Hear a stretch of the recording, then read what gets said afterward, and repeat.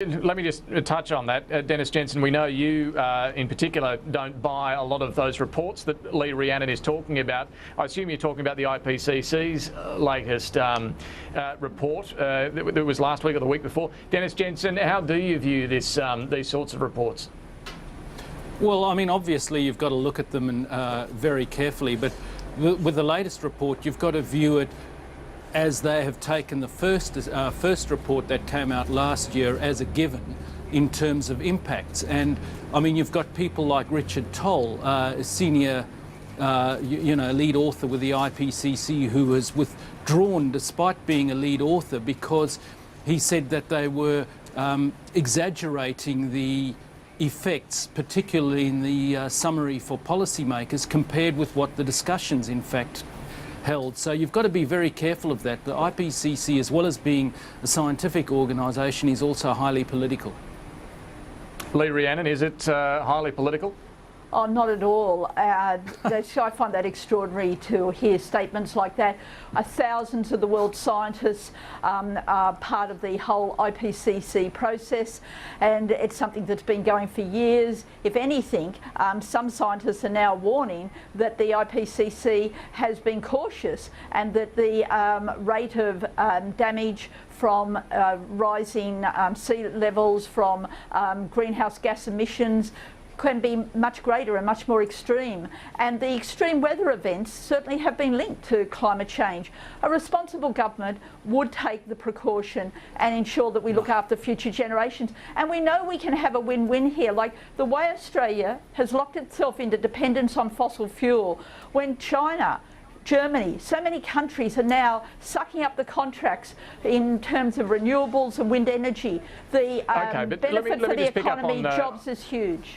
On one point, because this is a very broad debate, but one point you raised there, that extreme weather events are linked to climate change. The advice from the Climate Council and others is that you cannot link any particular event to climate change. Perhaps the frequency, though, you can. Yeah. Dennis Jensen, do you accept that? Either. No, that hasn't increased either, David. And in fact, when you have a look, for instance, at hurricane and cyclone activity, if anything, there's been a reduction. There's been no acceleration in the rise in the level of sea level increase. In fact, if anything, there's been a slight deceleration. And I mean, it's important to note that sea level has been rising for 10,000 years since the end of the last ice age. It's been rising over the last 1,000 years. It's not something that's, well, suddenly we're putting out CO2 and suddenly sea levels are rising. They've been rising for that period of time. The scientific community have been very clear of not linking climate change with specific extreme weather events, but certainly in terms of the changing weather patterns and to the frequency, that certainly has now been well documented.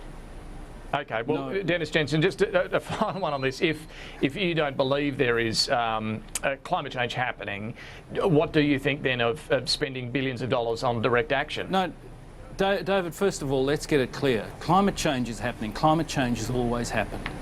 To pretend that there was stasis climate change.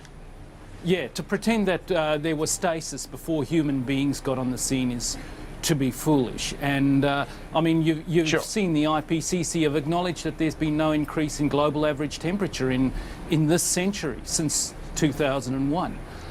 The thing is, direct action, the beauty of the direct action policy is that the policy not only, let's assume that I'm wrong and that human beings putting out carbon dioxide is a problem. It addresses that. But let's assume that I'm right on the other hand. It still addresses things such as increasing agricultural yields and so on. So, you've got to have a policy where you not just tackling a perceived problem, and if that perceived problem is in fact not a problem, you're just wasting money. You need to have a policy that addresses it from both aspects, and direct action does exactly that. All right, look, we wound up in a climate change debate here, but just getting back to the Senate, and perhaps we can finish with one area where there might in fact be a bit of agreement.